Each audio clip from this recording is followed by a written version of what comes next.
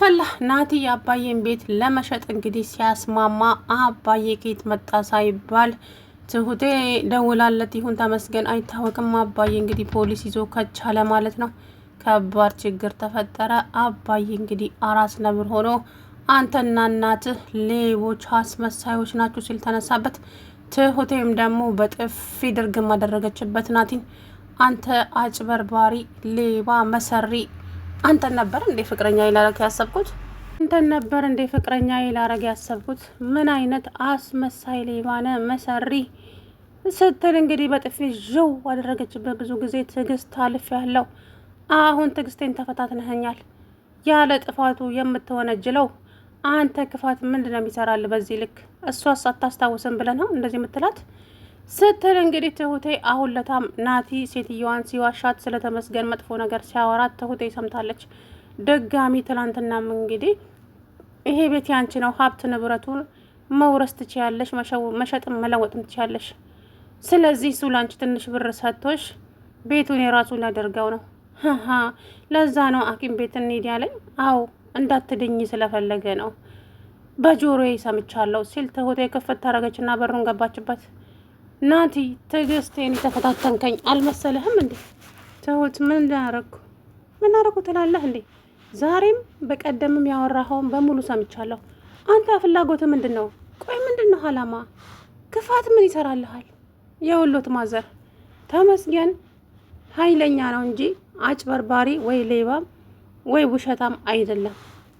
ይሄ ነው እውነታው።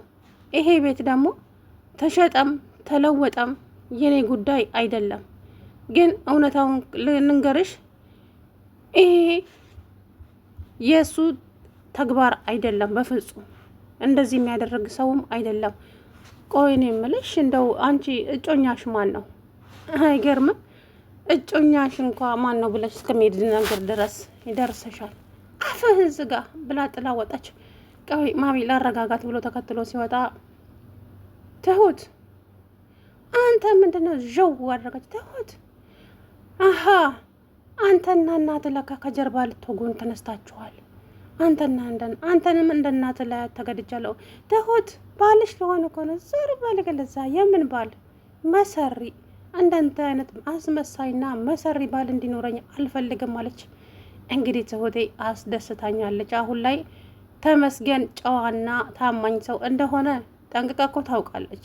ተመስገን ክፉ ስለሆነ ብቻ ማነው ኃይለኛ ስለሆነ ብቻ ይሄን ያደርጋል እያለች ሰው ፊት ታዋርደዋለች ሁልጊዜም ማለት ነው። ታዲያ ትላንትና እውነታው ሲገባት እሱን ይቅርታ ጠየቀችው። እሱም ደስ አለው። ከዛ በኋላ ናቲ እንግዲህ ትሁቴ አወቀችብኝ፣ ሁሉንም ነገር በቃ አበላሸውት እያለ ነበረ ማለት ነው። እንግዲህ አቶ ናቲ አሁን ምንድን ነው የሚሆነው? በሰዎች ዘንድ የተጠላ ነው የሚሆነው፣ ግን ተንኮሉ እንዳለ ሆኖ ማለት ነው። እሷ ያቺ የእሱ ሚስት እናት አባዬ በጣም ብዙ ውለታ ውሎላታል፣ ብዙ ነገር አድርጎላታል። እሷ ግን ምላሿ ይሄ ነው። ለአባዬ ይሄ አይገባውም ነበር በእውነቱ ማለት ነው። እኔ አላቅም። ሴትዮዋ እንኳን እሺ ቅናት ነው ልበል፣ አባዬ ሚስቱ በህይወት ስላለች። ልጁ ምን ቤት ነው አሁን እንዴ? ባለፈው አባዬ መኪና የተገለበጠ መስሎት በቃ ተደስቶ አሁንማ ከዚህ ቤት ላይ አይኔን አላነሳም፣ ሀብት ንብረትማ ማንም መብላት የለበትም እያለ የሆነ የራሱ ያልሆነውን ነገር የራሱ ለማድረግ እዛ ሲመጣ ደግሞ አዛኝ መስሎ ወይኔ ጉዴ ፈላ። እንዴት እኮ እንደሚያውቅበት ማለት ነው። እና ናቲ በስተመጨረሻም ትሁቴ የነገሩ የውሸት ሴትዮዋን ምን አይነት ወሬ እንደሚሞላት እድል ለትሁት ነገረቻት። ትሁት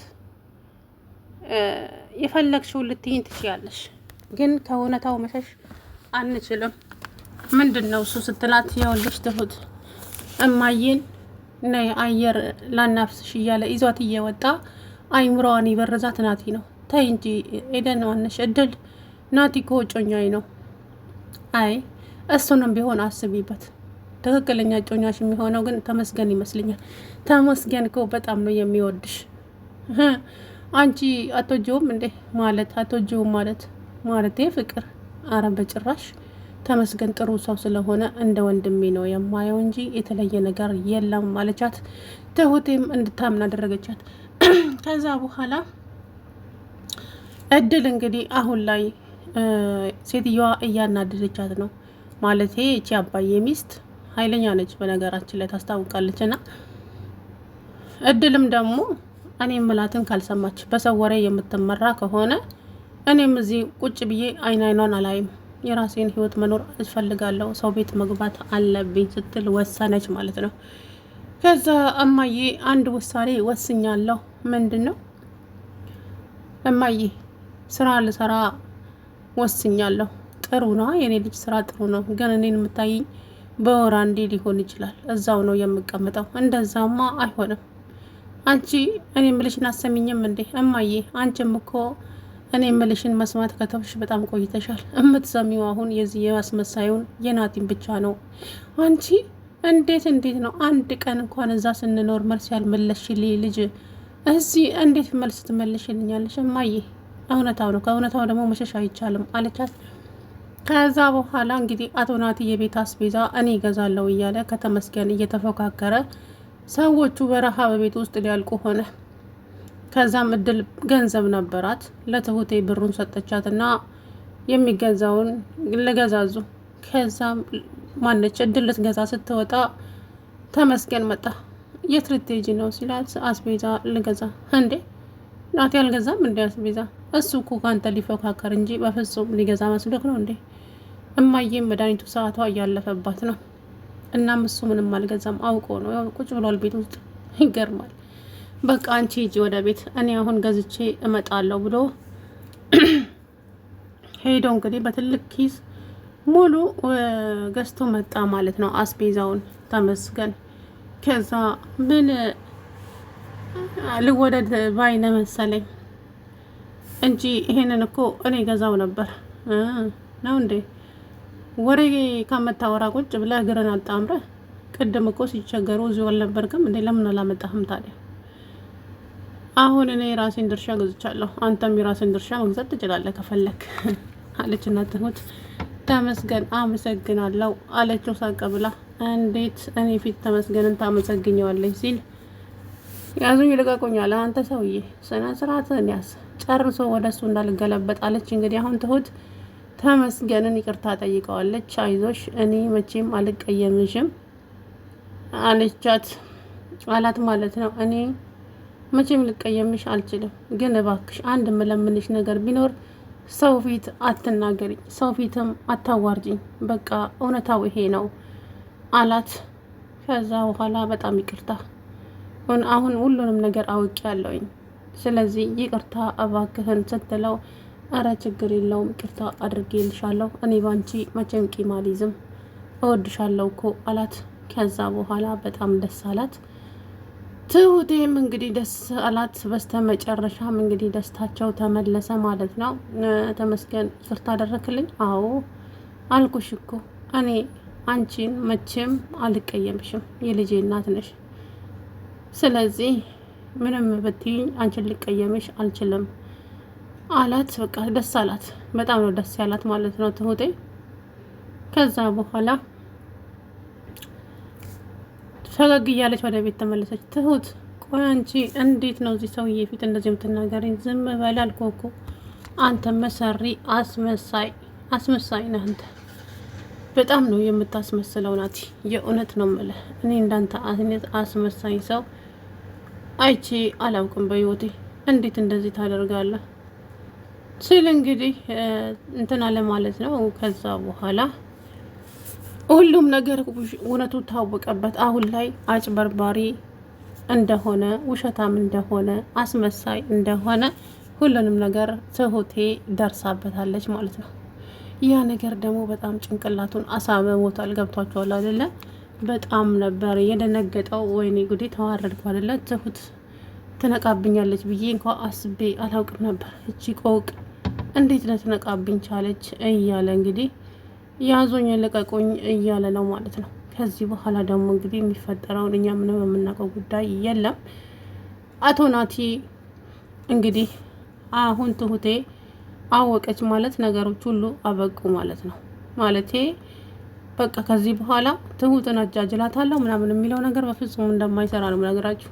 ምክንያቱም አውቃበታለች ሁሉንም ነገር ማስመሰሉን በቃ እያደረገ ያለው አረካት በሙሉ ትሁቴ ነቅታበታለች። ከዚህ በኋላ ግን ሊያታልላት እንኳን ሊሞክር አይችልም።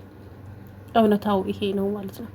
እና አቶ ናቲ የእጁን ማግኘት አለበት። አባዬም ደግሞ እንግዲህ ቤቱ ሳይሸጥ ግዴታ መምጣት አለበት። ሴትዮዋ አይምሮዋ ተበረዟል።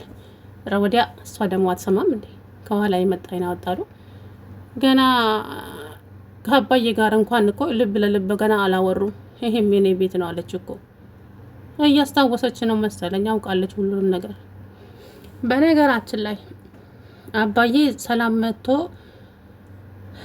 ሰዎቹ አንድ ላይ ከሆኑ ሴትዮዋ ማንንም አታስቀምጥም እዛ ቤት ውስጥ፣ እመኑኝ ማለት ነው። ትሁትንም ቢሆን ሴትዮቱ መጥፎ ሰው ናት፣ ታስታውቃለች። ምንም አሁን ላይ እንግዳ ነኝ ብላ ነው እንደዚህ እየሆነች ያለችው እንጂ ኃይለኛ ናት። በነገራችን ላይ አባዬ እስከሚመጣ አደራዬን አስረክቤ እኔም እሄዳለሁ ወደ ቤተሰቦቼ እያለች ነው ትሁት። እና ተመስገን እንግዲህ ትሁቴ ይቅርታ ስላለችው እሱም ደስ ብሎታል፣ ይወዳታል። ለእድልም ነግሯታል። አንተ ግን በጣም ነው አይደለ ትሁትን የምትወዳት? በጣም እንጂ በጣም ያለ እሷ ሴት ማየት እንኳን አልፈልግም። እሷም እኮ ትወዳለች። አይ እሷን እንኳን ታዩ። እውነቴን ነው ተሙ፣ አይኗን አይቼዋለሁ። በጣም ብዙ ነገር ተረድቻለሁ፣ አስተውያለሁ። በጣም ትወዳለች። ያደርግልኛ። አሁን አንተ ከትሁት ላይ አይንህን መንቀል የለብህም። ይሄ አስመሳይ ሰውዬ ወደዛ ከህይወቷ ውስጥ መውጣት አለበት። እሱ እያስመሰለ እንጂ በፍጹም ወደዋት እንዳልሆነ ልንገር ብዬ ነው ተሙ አለችው። እሱም ደግሞ አውቃለሁ በፍጹም እንደማያገባት እኮ ነው፣ ከኔ ጋር ውድድር ስለያዘ ብቻ ነው እንጂ አይወዳትም አላት። ሰላም ውድና የተከበራችሁ የቻናሌ ቤተሰቦች እንዴት ናችሁ? አለው ደህና ነኝ። እንግዲህ አቶ ናቲ ተንኮሉ ቀጥሏል ማለት ነው።